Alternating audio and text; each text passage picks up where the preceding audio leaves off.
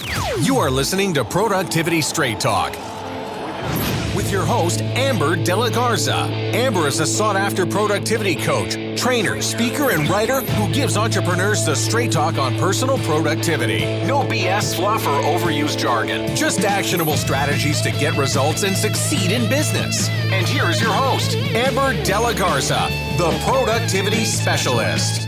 Welcome, and thank you for listening to Productivity Straight Talk. Today is episode 107. Escalate your sales with the Selling Staircase with Nikki Rausch.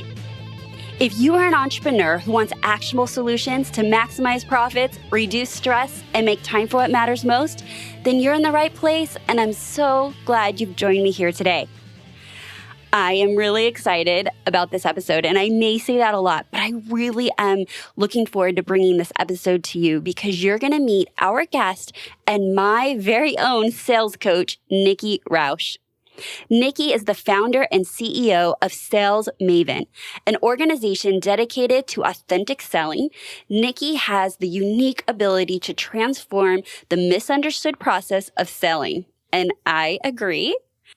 With 25 plus years of experience selling to such prestigious organizations as the Bill and Melinda Gates Foundation, Hewlett-Packard, and NASA, Nikki shattered sales records in many industries, receiving multiple top producer awards along the way. Today, entrepreneurs and small business owners from a wide range of disciplines hire Nikki to show them how to sell successfully and authentically without being pushy or salesy, which is exactly why I found her and I reached out to her, is because everything that she's teaching is in such alignment with who I already am, and she's amplifying that to help grow my business. She is an engaging, sought-after speaker. She shares the secrets of her sales success through illuminating keynote addresses and business-changing workshops. Her robust Sales Maven Society ignites game-changing outcomes for her clients. Nikki has also written 2 books, Buying Signals and the 6-Word Lessons from Influencing with Grace. And as you will hear in this episode, she has her 3rd book coming out very, very soon that is going to expand upon the topic that we are going to be chatting about today. When listening in on my conversation with Nikki, you will discover strategies to make networking events profitable. Say, what? I was doing them so wrong for so long. The unexpected places to plant seeds for your business, tips for reading buying signals, the 30-second money-making conversation starter, best practices to close on your discovery calls, the platinum rule for sales, and so much more. Now, before we dive right in and meet our guest, Nikki, I want to let you know about one of the ways that we can work together. I have created my signature group coaching and training program, Stop, the Entrepreneur Success Solution, to help you take your business from train wreck to full speed ahead. Stop has 13 training modules plus 13 coaching sessions designed to help you lay the tracks, fuel your business, and reach your destination with ease. If you want to collaborate and connect with other driven entrepreneurs and discover how to leverage the 4 pillars of productivity, those are my 4 pillars of Stop, to put your business on the right track to success, I invite you to find out more about my group coaching and training program by heading on over to theproductivityspecialist.com/stop. STOP. Now, let's get to the straight talk with Nikki. Nikki, welcome to Productivity Straight Talk. How are you doing today? I am great. Oh my goodness. It is so good to have you here. So I would love for you to tell our listeners a bit about yourself in your own words. We heard the official bio, but is there anything else you'd like to share with us? Really, I am somebody who loves to be around entrepreneurs. I find them to be incredibly passionate. And so I just want to spend as much time around entrepreneurs as possible. And really my business was born out of wanting to be around really passionate, driven people. Oh my gosh. Okay. See, I'm pretty similar. I have a big passion for entrepreneurship too. Nikki, you are my sales coach. We have you on here because Amber needed a coach specifically in sales. And we had met each other a couple years ago at a conference and then saw each other again last November. And you were like the Miss Popular. And so I remember not being able to grab you until it was like the conference was over. People were having drinks at the little like hotel lobby. And you and I finally had a chance to have a good conversation. We did. I remember that conversation well. And then it was strategic. And then I was like, I need to talk to her before this conference is over. And then I sat on that for a little bit. And then I had an inkling like you were the person. And I knew that, for me, 2019 was about marketing and sales and just amplifying what I've been doing, all the hard work. I just needed like fuel put on it. And then I literally, every time I opened Facebook, it was like someone else was bragging about working with Nikki and then someone else is talking about something else, right? And I was like, all right, we're calling her. This is it. And here you are today. But I love to tell the story because, our listeners need to know like how this happened. How did you get on the show? And it was really because, first of all, I love when I hear other people work with people. Like that's such a great testimonial.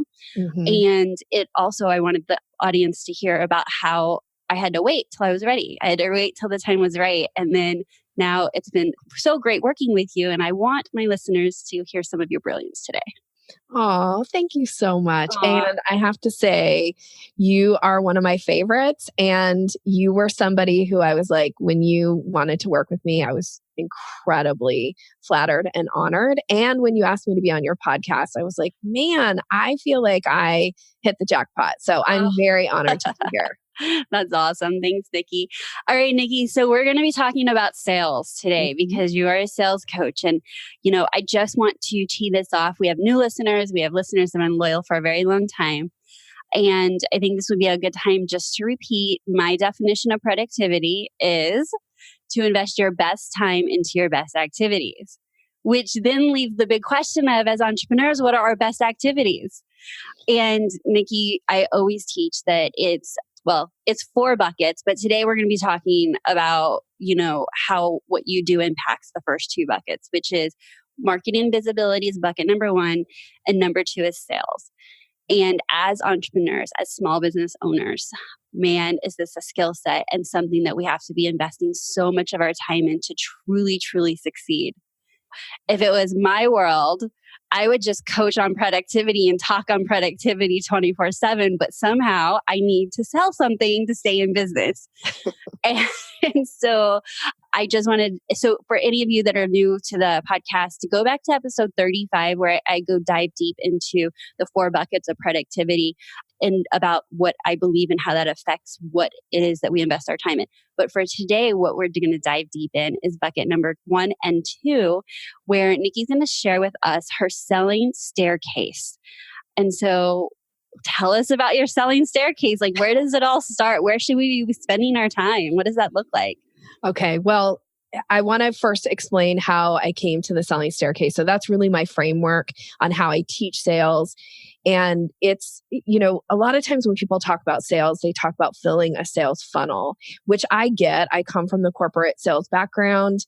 And I think filling your sales funnel is crucial to your business success. And I think a lot of it is marketing. So when you talk about that bucket, and very few people get, put up a website, put out some marketing, and people just flock to them and pay them money, right? Like we all want that to be the case, but that's not the case. And so this is where the selling staircase comes in, is because there are touch points that you have to make with people in order to move them through the selling process. So I teach it as a selling staircase because it is your job as the business owner to move people from step to step to step. And there's a structure for doing it. And I also believe that it doesn't really matter what your personality is, because a lot of times people go, "Oh, you have to be an extrovert to be good at sales." That's not true. I am so glad you said this. Oh, tell me more. So it isn't about being an extrovert. It's about understanding the process, because once you have a structure, I believe strongly, like if you can give somebody a structure, if you can teach me a structure on how to do something, then I can follow those steps. And so that's why I teach the structure as a selling staircase, so that people can easily, seamlessly move your clients through the process and get to the place where you actually exchange dollars for product or service. Okay. And you know how I know you're right, Nikki? It's because I'm an extrovert and I still needed a sales coach. So it's not just about being an extrovert that makes sales like snappy easy. So there's a shout out if you're introvert, extrovert, whatever label, however you identify. I love that you're saying, well, here is the structure, here's the tools. I think that we all really, no matter our personality, I think at some level, everyone thrives with structure. Yes, I agree. And this comes from my background in neurolinguistic programming, where there's a presupposition that there's a structure to excellence. And once you understand whatever it is, whatever the topic is, once you understand the structure, you can do it too. Mm-hmm. So there's no exclusive club here. There's no like, only these types of people can sell. That's not true. Everybody can do it. And once you understand the structure, all of a sudden people get much more comfortable with it. I can attest to that. So let's hear it. Where do we start with our staircase? So the first step is the introduction step. And in the introduction phase or in the introduction step, this could be that you're actually meeting somebody for the first time, or it could just be that they're becoming aware of you for the first time. Or it could be that these are people that are already in your community and network, but have no idea what you do. And so yes, you paused because you're looking at me, Nikki. People need to understand how you get paid. People need to understand how to hire you. So what you're doing in that introduction phase is you're starting to set yourself up to be credible, to be the expert at whatever your field is or whatever your business is. And that comes in the place of making a strong introduction and make a strong first impression on people, so that they're not like, who's that person? What do they do? Or I've known my girlfriend for 10 years, but if you ask what her business is, people are like, I don't know. Mm-hmm. Yeah, they don't truly know how you can. I'm guilty of that. I have people in my world, I would say probably more personally, because I don't like talking about myself or business like at a barbecue, right? And they hit the gist of what you do and they kind of see you on social media. But I would guess that a lot of them don't really know, like if they wanted to work with me or if they knew someone to refer, do they really know how I can help them? So I totally understand that one. Yeah. And, these are really brilliant opportunities when you're around your friends and when you're around your family, that you need to be planting seeds always, because your business is your baby, right? As an entrepreneur, we love what we do and we're really passionate about it. And we need to let other people know, but do it in a way that isn't gross or slimy. But at the same time, you have to talk about your business. So even if you want to be the person who sits in the corner and just people watch, I love to people watch. That's what I do at the airport. But outside of the airport, it's my job to move my business forward. And that means I need to engage in conversations and start to build rapport with the people around me so that they understand who I am and what I do. Because you never know if they're sitting there as your next client or if they're sitting there going, I know somebody who needs what you do, and that connection is going to change that person's life. And it's going to change your life too, because now you get to work with your ideal clients. Right. Can you give me some other examples of what introduction would be like in that bucket? Like how would an entrepreneur invest time in more and more introductions? Because like when I hear that, I'm like, I did networking events when I first started. Like they never seemed to like land and stuff like that. So can we kind of just explore some ways that people can get out there? And I would see it as their productivity coach on their calendar. I'm like, oh, you're in that bucket or you're in introduction, right? So yes. What are those types of activities? So one thing from the productivity point of view is that if you are going to go to an event, that you need to have some type of benchmark that you're setting for yourself. Like, what is your intention? What's your outcome for being there? Like, if you're just going to hang out with friends, that's totally fine. That doesn't count as a business opportunity unless you bring in a business conversation. So I call those ladies who lunch, which is totally fine to have those events. But if you're not talking about your business, it does not count as a business opportunity, doesn't really count as a like business activity, right? You don't get to count it in your productivity as that. So have some intention. When I go to a networking meeting or even a party, right? Or even a friends gathering, and I'm thinking like, hey, there could potentially be clients here for me. So I'm going with this mindset of my job is to connect with a couple new people in the room. So I'm an introvert. So a couple for me feels like a stretch. I usually say 3. Like I want to connect with 3 new people.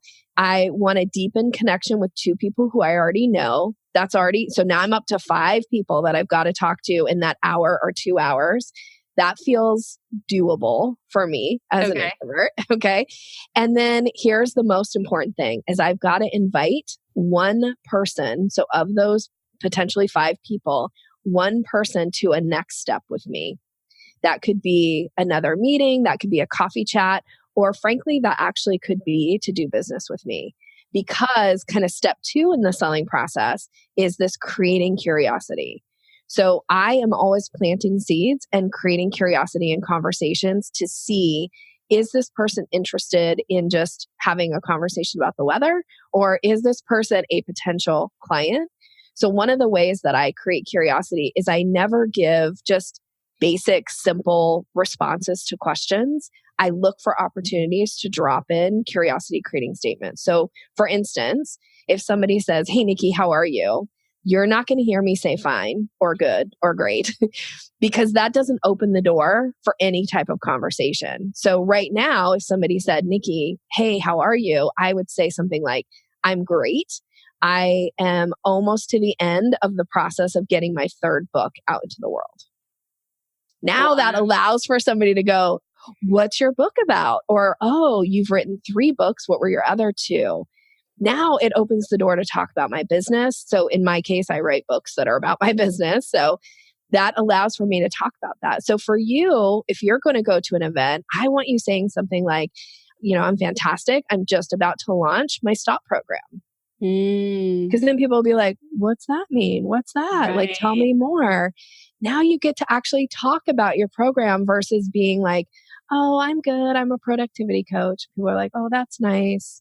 They usually look at me with a blank face, like, what would a productivity coach do, right? If they're not, if they don't know out in the real world, I always get blank looks. So I love this. Always have something that you're excited about that you want to share. Yes. Yeah. Only say things that are true and authentic. And like you said, Thank you for that disclosure.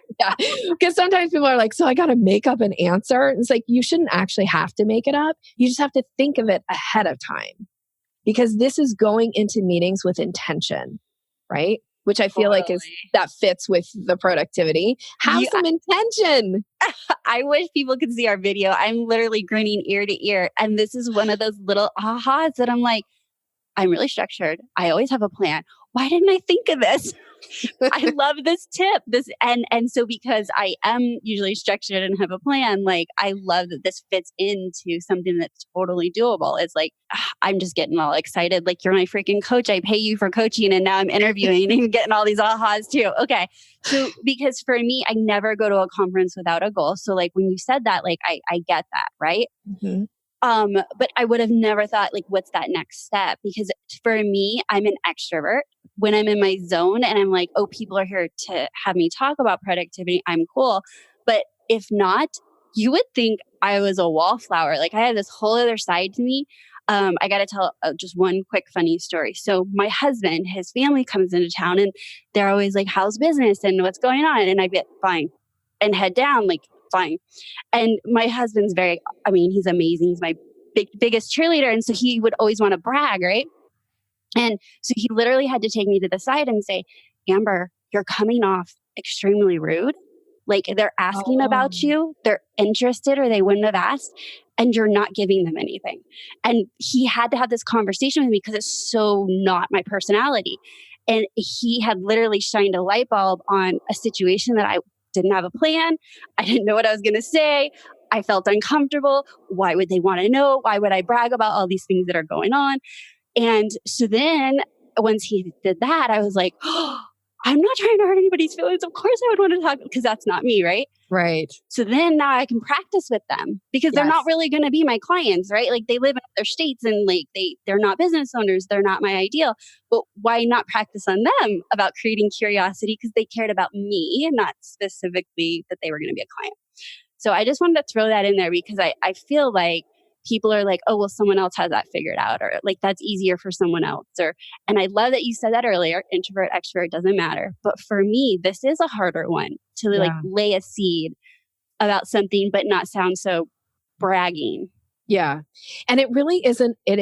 So I want to be really clear, like, your responses to these questions aren't like a diatribe, right? Like, you don't get permission to talk for 20 minutes about your business. I try to keep my response to less than 3 sentences, which is about 30 seconds, really. Right.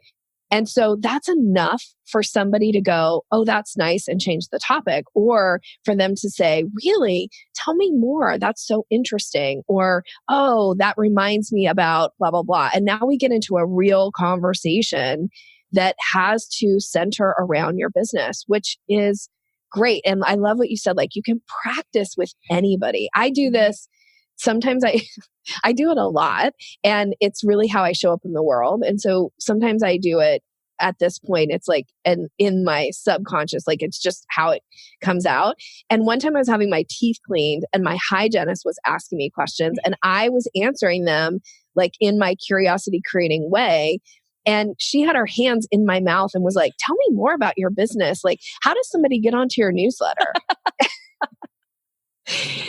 So you never know who's going to be. And I was thinking, like, why would my hygienist want to be on my newsletter? But it turns out that, guess what? She's got a side business and she wants help with sales. Yes. Oh my gosh, that's so cool. So then it becomes so habitual that you're even asking curiosity questions while you obviously can't answer anything if they were interested. And so you can correct me if I'm wrong, but I mean, this is where self-awareness comes in, right? Yes. Like, you need to be self-aware enough that either they're interested or not. And in your world, I'm pretty sure you would call it buying signals, which is one of your books, right? Yes. Is that once you read the book and you know, okay, like, someone says this, they're actually maybe interested, and like, explore that. Okay. Yeah. So we're back on the staircase here. We've done the introduction. We've created a little curiosity. What happens naturally is then people start to give you buying signals. Once you create curiosity, they're like, oh, tell me more. They're like, oh, I need that. Or, oh, I know somebody who, needs that. Or there's in the book, there are 17 buying signals. So they come up in a lot of different ways. But once you get the buying signal, now that's your opportunity to invite somebody to the next step in the process with you. And the next step on the selling staircase is the discovery piece. Mm-hmm. That's such a crucial piece to earning somebody's business, is because now you get to understand what their problem is, what their need is, like what their biggest struggle is. And you also get to figure out, is this an ideal client for me in the discovery process? So to be clear, because the example that we're kind of giving that's writing through this is like, we're at a like social event, personal, like a barbecue or something like this. So just in that scenario specifically, is it clearly an ask for something separate? Or do you go into discovery in the moment? Like, how quick are we moving through these staircases? Sometimes you're moving through them in one conversation, and sometimes based on where you are and the setting, it doesn't make sense to do a real discovery, like maybe at a barbecue, because you're going to be getting interrupted. People might not feel as comfortable being revealing about what their struggle is or what their problem is, because there's other people around and people could be listening. So take your cues from them. If it makes sense, like I might even ask somebody, is this something you want to have a conversation about now? Or should we schedule another time to chat? And then I say, I carry my calendar right here on my phone. What do you think about us scheduling a time just to chat early next week? Let's get it on our calendars. And then I pull out my calendar, they pull out their calendar, we schedule a time to have a real conversation. And now when they show up to the conversation, they know why they're having the conversation. So it's not me going into sales mode at the barbecue necessarily. Although I have had people hire me at friend events, right? Or at like social gatherings. But I'm going to take my cues from the client. I'm going to check to see, is this a good time? Like, should we chat about this now or should we schedule another time to chat?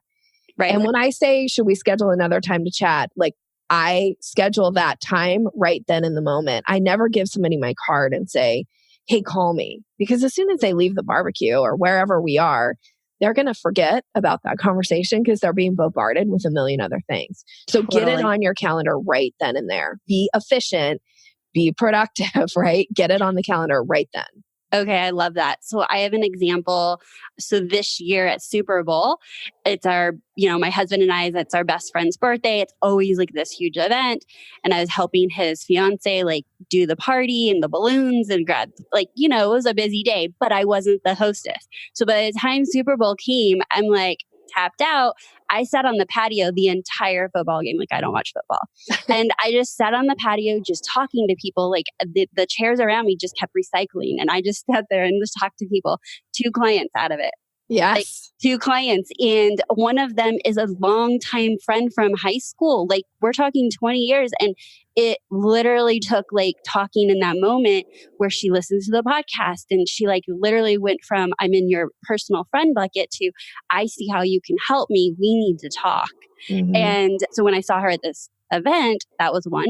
And then the other one was, oh my gosh, I Googled your name. Like I recognize your name. I was looking for business productivity coaches and you're here. Like it was the first time I had ever met that person. So both spectrums, right? And in that case, both times I did the same thing. I said, let's have a conversation. Like it was not the time. Let's have a conversation at another time to see if working together makes sense. And I don't know. I just wanted to share that story. It's totally possible. Yeah.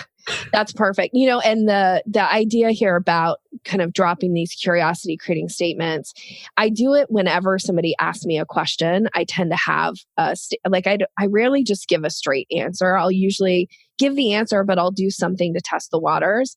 And I was having a conversation, this was a couple years ago, with like one of my closest friends. We've been friends for more than 20 years. Mm-hmm. And she asked me a question and I don't just give her the answer. What I say in that moment is, that's such a great question. It's actually something I work with clients on a lot because it was. And here's my answer. And then I give her the answer. And then she goes, gosh, you know what, Nikki, I probably should take your training. I should go through your training. And so now that's a huge buying signal, right? Like, yes. I hear bells in my head, like ding, ding, ding, like buying signal. And I was like, great. I actually am just launching this program. I would love to have you be a part of it. And she's like, send me an invoice. I'm in. And she was the first person who signed up for my program. And honestly, I would have never even invited her to the program because in my mind, like we've been friends for 20 years. She knows what I do. So I catch myself in these moments. Mm-hmm. Oh my gosh, that's so good. Can we talk briefly about like if you're an online business owner or if it's not a personal setting, it's a professional setting, you're at a conference or a networking event. Do you have any tips just in general around a discovery? Like I do discovery calls, right? And that is to discover how I can help you, what are your needs, like all that kind of stuff. So what are some tips that you have once you've scheduled it? So even if you're at the barbecue, you're like scheduled, now you show up, discovery call time. What are some things that do you have a couple tips on what makes them good and maybe a couple tips that make them go really, really bad all the time? Yes. I love that you asked me this question. So what makes a discovery call go really, really good? First and foremost is you need to pre-frame at the start of the discovery call what the purpose of the call is and what they're going to get out of it. And it needs to be for their benefit. So a pre-frame example for me, for instance, so I do something called selling strength assessments. That's my version of a discovery call. Mm-hmm. So I say at the beginning, the purpose of this is to do a selling strength assessment. It's going to take about 25 minutes. And there will be an opportunity for you to ask questions at the end. It goes pretty fast. The questions are set up so that you walk away knowing more about what your strengths are around sales. So now I've pre-framed for them what's going to happen, how much time it's going to be, and when they're going to get an opportunity to ask me questions.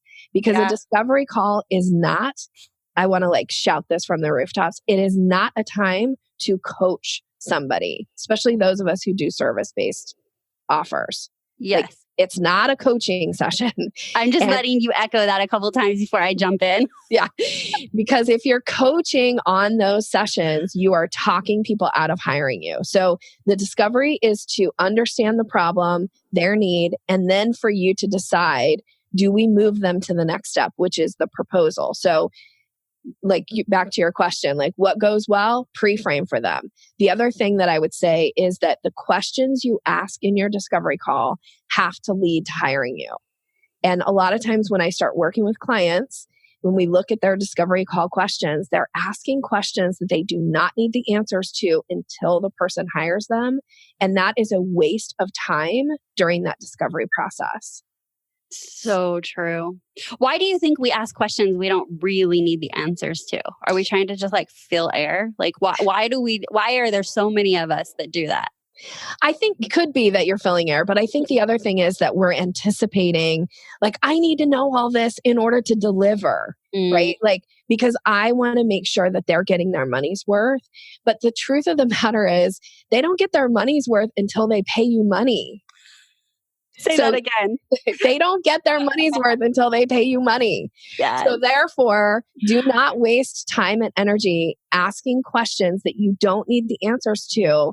Like, that's why we have intake forms. That's why we do maybe it's an intake process. Like if it's not a form, maybe it's another call. But, again, like just don't waste that time because they may not even be able to afford you. They may not even want to hire you. Maybe they just want to get on the phone with you because let's be honest, like who doesn't want to get on the phone with Amber de la Garza after listening to your podcast? Like who doesn't want to spend time with you? Yeah. But if all they're looking to do is spend time and like get some attention from you, there's no point in you asking a bunch of questions that you don't need the answers to. And sometimes you can scare clients off, right? Like I had a client she is in the financial industry and she was asking all of these very personal questions that were, deep dive into people's finances during the discovery process. And when I explained to her, you don't need the answers to those questions until they hire you, she was like, oh my gosh, I think this is why people are not willing to do the discovery with me. And I'm like, yeah, because you haven't earned that know, like, and trust factor and they haven't paid you money. Therefore, you don't have permission even to ask them such in-depth questions about their personal finances. Right. That's okay. So before I hired you, I had some coaches in the past and I was recommended to do like a coaching session. I call them success breakthrough sessions. And I put money and time. When we're talking time, like I had everything. This isn't even the time. I'm still mourning, licking my wounds over it. So we put in a lot of time into this and pushing it out. And it was 45 minutes and I would get done and I would literally do what I thought I was supposed to be doing so well that I did do it. But I wasn't supposed to be doing that thing. So I would coach them. I'd give them ahas. Some would cry. Some would be so excited. Some would be just like, thank you. Like the time together was not bad, right? Like I was delivering. Yeah. The issue was by the time I'm done delivering, they're like, oh my gosh, like I need to go take action, or that was great. Like that was enough. Like I whet their appetite. They didn't want to talk about how to work with me. Maybe they'd circle back in a long time, but it never just really naturally transitioned into how to work.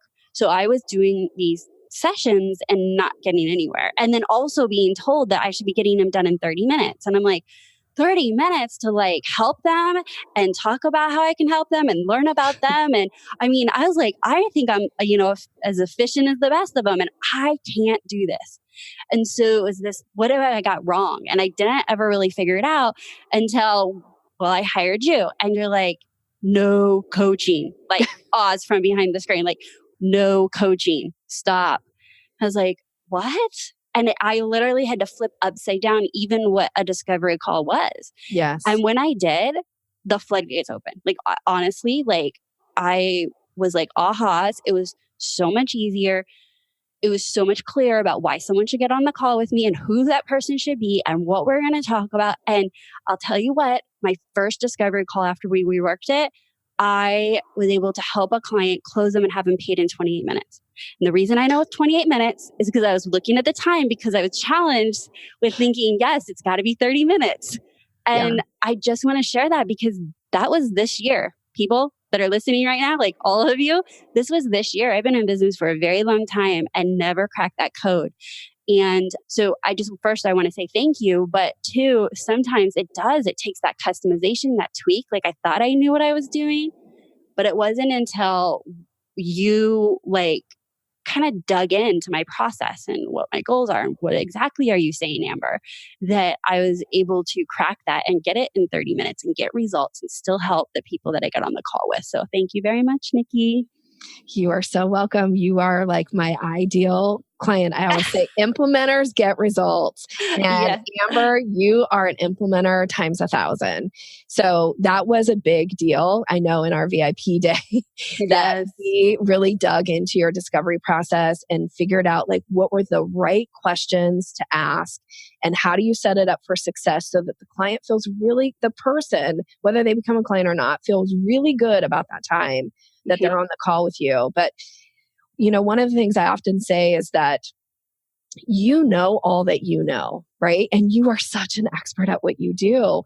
And so when you're doing the discovery call and you're doing a little coaching and you're saying like, gosh, I'm just giving them a little something. I'm giving them like one thing that's going to make a difference to them. And you know, because you know so much, it's like you just gave them one grain of sand. And behind you, there is this huge beach that they are going to be able to like roll around in and love. And it's going to help their life in so many ways. But they don't know about the big beach behind you because you just gave them one grain of sand. And they think that one grain of sand is like the key to opening like all doors. But it's not. It's just one little piece. And so you talk people out of hiring you because they're like, well, I only need this one piece. This one piece is going to change my life. But you know that that one piece is just one tiny step to get them started. And they're going to get stuck after they implement that because they need the beach. They need all that you bring to the table. And if you're not giving them the opportunity to like get on board and become a client, they're missing out on all that you can do for them. Yeah. Yeah. I mean, I remember you giving me that analogy and I was just kind of speechless like I am now. I was like, yes, like that is exactly what's going on. Like, but I was doing it for all the great intentions. Like I wanted to serve and I wanted to help and I wanted, you know, like all those things. And I still do that. You just showed me a different way that was mutually beneficial. Like we all know, you know, by the time somebody gets on a discovery call with me, it's clear. And that's what part of all of it was really clear that you're on a discovery call because you just want to explore, is there a way that we could work together or that Amber can help me?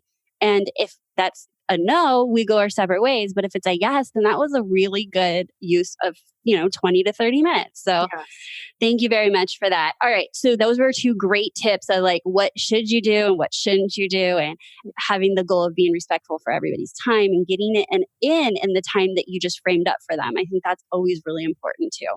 Yes. All right. So now we have the discovery call and we're going to assume that the client or the person says, yes, I want to be a client, right? Yes. So what does that look like? So now we're going to move to the proposal. And I like to say at the end of my discovery calls, now again, I'm a service-based business, so this isn't necessarily going to always work for a product-based business, but it will almost, I'm going to say 90% of the time it'll work in a service-based business. Product-based business, I might have a little bit of a different kind of spin on this. But I'll say to a client at the end of that discovery call, because I'm taking notes, right? Like I'm not just having a conversation with somebody. I'm being strategic. I'm writing down key phrases. I'm writing down ideas that are spurred for me based on their conversation. And I'll say to somebody, based on everything that we've talked about, I see, and I'll give a number because the way I take notes. So I'll say, I see 5 key areas of places that we could work together. Are you interested in hearing more about what that might look like? So now I'm going to ask their permission to move to the proposal piece. And this is really the idea of giving them an invitation. Because if they're like, no, I'm just happy that I had this time with you. Great. I'm not going to waste my breath and my time telling them about ways we can work together, because that, if you miss this really important piece about asking permission, you might, again, kind of just be, you go into like, it sounds like you're becoming salesy, right? It's like, here's why you need to hire me. And then people go, no, I don't feel comfortable. But when you say like, I see 5 key areas of ways that we could work together, is that something you'd be interested in learning more about? They're going to say yes, because who would say no to that, frankly? I love the curiosity. I'm like, yes, just tell me those 5 areas that you heard while I was spewing all the things I need help with, right, Nikki? Yes. Like, you're right. You have this embedded in you is to create this natural curiosity to keep the conversation going. And now I have their permission to lay out the proposal. So now it's not me being salesy. Now it's me delivering on what they asked me to do. Mm-hmm. So then I'm going to clearly lay out the ways for us to work together. And when you're in the proposal piece, the key thing I want to give to your audience is this is where you really stand in your place of power. You are the expert, and it's your job to recommend what you know they need. And it's not your job to recommend what you think they can afford. And there is a difference. So there's this idea about like, we cannot sell from somebody else's wallet, right? And it's not our job to decide what somebody can afford or not afford. What our job is to recommend what we know they need based on what their needs are. Now, if somebody comes to you and they're like, I have $10, like, what can I get? My answer is my book. Like, that's the answer. But if we haven't talked about money at this point, I am recommending what I know they need, not what I think they can afford, because there's a difference. Yes. Now, based on the recommendation, I'm going to lay it out. I'm going to make it really clear. I like to give 3 options, but I always give the ideal option first, which is usually going to be the most expensive option. And then I'm going to work my way back down. That's called top-down selling. And then I'm going to say, after I've laid out my 3 options to them, I'm going to say, based on these 3 options, which is the best fit for you right now? And then I'm going to wait. And I'm going to let the client respond. I'm going to let them take whatever time they need to think about it and tell me their answer. Now, their answer might be, tell me the price, Nikki, or their answer might be, I already know, and which we'll see if you recognize this, Amber, because I did this with you in our discovery call. And you said right off the bat, I know that I want private coaching with you. Yeah. Like, I'm not interested in talking about anything but private coaching. Yes. Do you remember that? I do, because I know myself, right? Yeah. Like, when I have a pain point in my business, right? I want deep, fast, like, I want to go deep. So don't get confused. Like, for those listening, like, I don't want fast results because that's just what you get.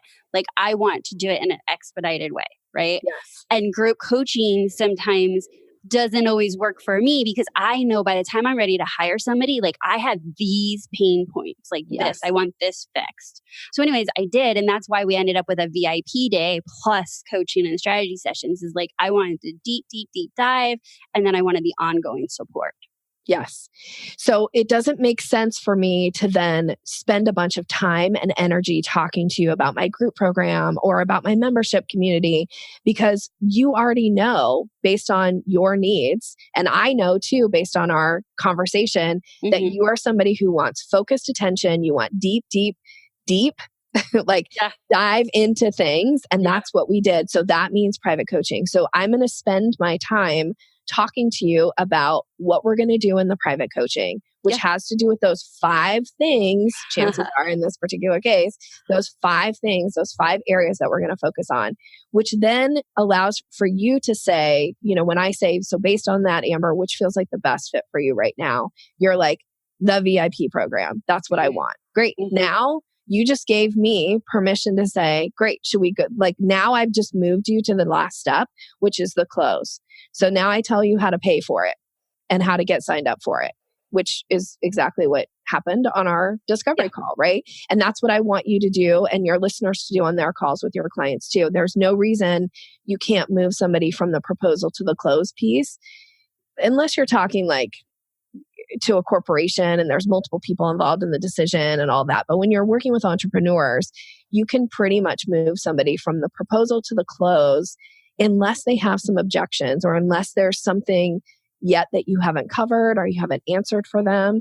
So be ready. Be ready with that piece to move to the close and make it really simple and easy for them to say yes and to hire you and to get started because that's what they want. Yes, I agree. Oh my gosh, that is really good. I even got reminded of some things today because I just got off of a discovery call right before we were recording this. And I'm just going to admit on air. So I did bottom. So I started with the least expensive and worked my way up. And then I said things like, so do you prefer group coaching or individual support? Instead of like, I knew which one she needed because that, she'd already talked to me about her experience and where she was at. And so I'm still learning. I want everybody to hear this. Like I'm learning. And it's not like this is the first time I heard Nikki say those things. So you have to hear things time and time again. And then, feet to the fire, like we should do like a debrief. What did you say on your discovery call, Amber? Practice. It does take practice. It does take practice. And here's the deal is I'm so much better, but every time I think I'm learning, right? And it's not just discovery call, it's how do you present the proposal? Mm-hmm. One thing I did want to talk about these staircases is you have it a very structured. And one thing that I learned from you, or I became hyper aware of, is I was always trying to sell and build relationships the way I want to be sold to and built relationships with. Right. And instead of being someone that, I'm a fact finder. So I would fact people right out of working with me. Like I would just tell them everything that I would personally ask before I was going to buy something. Yeah. And someone that's not a fact finder, I have just scared the bejesus out of them. So everything I teach is built on rapport first. And I always say, take your cues from your clients. So it isn't about selling it the way that you want to be sold to. It's kind of like it's the idea of like, it's the difference between the golden rule and the platinum rule. The golden rule, do unto others as we want to be done unto. That's the golden rule. In sales, to be uber successful, you've got to follow the platinum rule, which is do unto others as they want to be done unto. So it's learning to add flexibility to your behavior. And my all-time favorite quote, which I put, like it's on the back of your VIP manual, it's in the inside cover of the notebook that I sent you, like I have it everywhere, which is, blessed are the flexible, for they shall not be bent out of shape. And I'm teaching you flexibility, how to be super flexible to put the other person at ease and to do it in the way that works for them and still has the structure, still follows the process, but allows for there to be flexibility. Yes. I love this. I thank you so much for sharing your selling staircases because that structure, I think it just makes it so much like somebody can hold on to that and like, okay, I'm working on my introductions and this is what that looks like. And then I'm working on, you creating curiosity questions and like you can literally just bite this out and just work yourself up the ladder and improving different areas. So it seems very, very doable. One of the things that I did want to mention is there's all types of selling out there, right? Like, and the reason that I chose you is because it felt like an alignment. And I think it's really important that when we hire coaches, that they are an expert in something, but their methodologies, like their beliefs are in alignment with you. And the reason I chose you over maybe someone else is like you weren't specializing in a particular like sales funnel or hard close or like these things that I think a lot of people associate selling with and negatively maybe. And yours was all about relationships, all about serving, all about, everything you say is like you're presenting, options for them instead of like, here's the 3 ways they can work with you. Like everything seems so natural. And then when done through structure, it doesn't feel like it's not me. And I just wanted to thank you for that and what you do and bring that up for those that are listening is that you need to find the way that you feel comfortable selling because when you do, you'll show up consistently and actually look forward to it. Yes. Because if we put a bow on this and you're hearing me say like, we're going to be more organized and more efficient and so that you can be more productive, like I want to see discovery calls on your, meetings or calls on your calendar. I want to see that you're networking. I'm literally trying to create space in your time to do these things. They should be things you look forward to. Yes. I guess that's what I want to say is like, you want to look forward to it. And if you're doing it a way that doesn't feel good, like you're never going to see the productive side of this, which is like, you're going to avoid having that time on your calendar because we avoid things we don't like. Yes. Yes.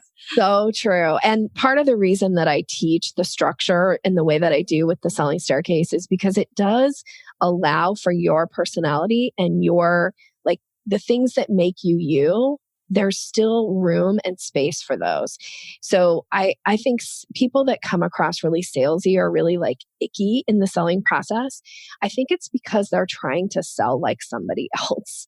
I think somebody somewhere said to them, this is how you sell. This is the language you use. This is this is the body language that you use and all these things, but it doesn't fit their personality. And then that's when it feels gross. It feels like I need to go take a shower after I had a conversation.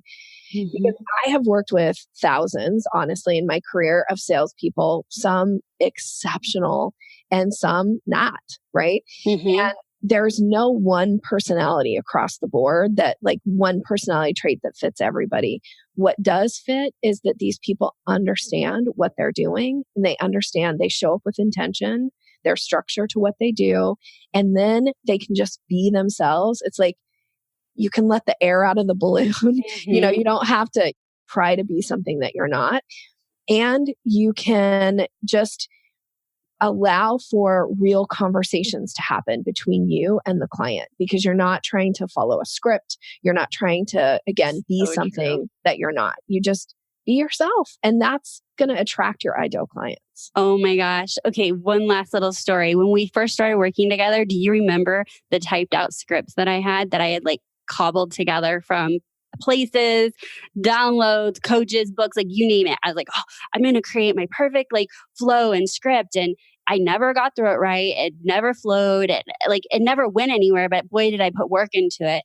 And now, if we wanted to do like a before and after, like right now, I literally just sit in my chair and have a conversation. And it feels so good. And I look forward to it. And I'm like, oh my gosh, I got to, meet someone that's a listener. Or I got to, hear about their business. And like, for me, just being present, there is no script. There is no certain words to use. Like, it feels so much better. So thank you for that, Nikki. Okay, so as we close up, Nikki, obviously they're going to be like, well, how do I find out more? Like, hold on. Did we create enough curiosity after the introduction? I think we did. So, Nikki, if they want more from you and they want to reach out to you, where can they do that? I am going to offer a gift to your listeners, which focuses around the closing process. So I have an ebook that I've written. It's called Closing the Sale. They can download it for free. This is my gift for your listeners. So go to my website, which is yoursalesmaven.com/ebook. And then you can download it for free. So it's yoursalesmaven.com/ebook. And you can download the Closing the Sale ebook. Okay, awesome. And then we'll make sure we have links on the show notes as well. And then I think that you have a book coming out too, right? Like we have to talk about this. I'm sure this episode is going to go live before, but I'm really excited about this. So I'd love for you to share with us. Thank you so much. So this summer, my third book will be published, and it's all about the selling staircase. It's actually called The Selling Staircase. So I walk people through those 5 steps and give tips and techniques and the what not to do's throughout the 5 steps. So it will be out probably early midsummer. I'm really excited about it. Oh, I know. I'm really looking forward to it as well. Well, thank you so much, Nikki, for being here and sharing your wisdom. And I'm really, really glad that, oh my God, listen to this. I literally shared the story of how we met. And now in hindsight, going through the staircase, I'm like, she worked me on her staircase. 2 years ago, we had an introduction. Then we sat down and had curiosity in the lounge. Then we had our discovery call. Like in hindsight, I can see. And you know what? it was a 2 years, right? And so this doesn't always happen. It had to be when I was ready, when the need was there. But had I not had an introduction way before, we probably wouldn't have moved up the staircase as quickly after the last conference. So I love that. Great job, Nikki. Thank you so much. I walk my talk. I do what I teach. All right. Thank you so much. Bye-bye. Bye. I am so happy that you got to meet Nikki and that I got to bring her onto the show and interview her, because I didn't want to keep her as my little secret, right? Best kept secret. No way. Anything that I am adding to my toolbox, I want to make sure I'm adding to your toolbox. Selling is such an important skill set in our businesses, because you've heard me say it time and time again, that if we are not profitable and we are not making sales and servicing clients at a high level, we will be out of business. And if you've been a long time listener, you know that this is one of the 4 buckets that I expect you to be investing in on a regular basis to be growing your business. So when you're trying to define your highest value activities, sales is one of those buckets. If you have not listened to that episode, head on back to episode 35, Productivity plus Profitability, Why Your Business Needs Both. Now, I have been obviously investing in my sales bucket, but sometimes it makes sense to hire a coach. Like, even if I was doing good or okay in an area, when you're ready to level that up and like take it to the next level and really invest and improve your skill sets, it takes partnering with an expert that's going to guide you on that path. And for me, sales was the thing that I felt that I needed a lot of help or assistance with and guidance. And so that's why I hired Nikki. Because when I am investing in my high value activities, specifically sales, I want to make sure that I am doing the best that I can. Because if I have to be on 50 discovery calls because my skill set isn't very good, that is by no means most productive, right? So this is about improving your skill set so that you can serve more people, grow your business, and maybe do a lot less sales calls or a lot less discovery calls for the time so that your investment in time really makes sense. I have loved having you listen to this episode of Productivity Straight Talk, but I need to be straight with you. No change, no change. Without taking action, nothing will change for you or your business. So based on what Nikki shared with you today, what was an aha? What is one tweak that you can make in your sales process or your sales conversations, or where you're investing your time when it comes to sales? I really want you to take a moment before you get back to the hustle and bustle of your day, right? Before you just check out of this episode, take a moment and get really clear about what it is that you took away from this episode and how you are going to implement it in your business. I would love to hear some takeaways that you got from this episode. What are some ahas, actionables? Maybe you want to be held accountable to those actionables. I would love for you to share those inside our private Facebook community, Productivity Straight Talk Insiders. If you're not already a member, you can join us for free by going to productivitycommunity.com. Again, that's productivitycommunity.com. And we can definitely meet you on the inside and support you with your goals and your actionables and your ahas from the episode. But of course, we have so much more going on inside there, so many conversations, other entrepreneurs that are up to amazing things, that are working on increasing their profits, decreasing their stress, and making time for what matters most. I would love to take this time to just send out a big thank you to you. Yes, you. If you hear my voice right now, I'm talking to you. Thank you for being a loyal listener. Gosh, I'm just so grateful for you. I do this. I am empowered. I am motivated. I am inspired by you.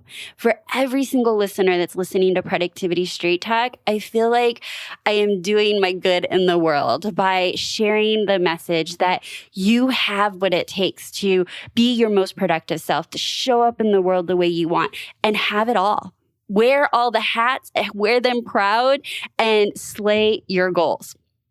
I have a special thank you going out to, well, his user ID is IKKIBU77, but I'm sure that there is a loyal listener behind that username. And they left a review on iTunes saying, this one stands out from among the rest with direct content and relatable and easy to apply wisdom. Thank you so much for taking the time to leave me a review on iTunes. I read every single one of them. And I do share many of them on the podcast so that you know that you are so appreciated. Well, if you want to leave a review, you can head on over to iTunes, or if you want to share this episode, every single podcast player has a little button that's going to say something like share, or a little forward arrow that says share. And I want you to think of one person that you think needs to hear this message today. One other entrepreneur that may have been struggling with sales or having sales conversations or wants more sales in her business. And, well, overall wants to improve her productivity or his productivity. I want you to share it with them. So that is my straight talk for you today. And until next time, have a productive week.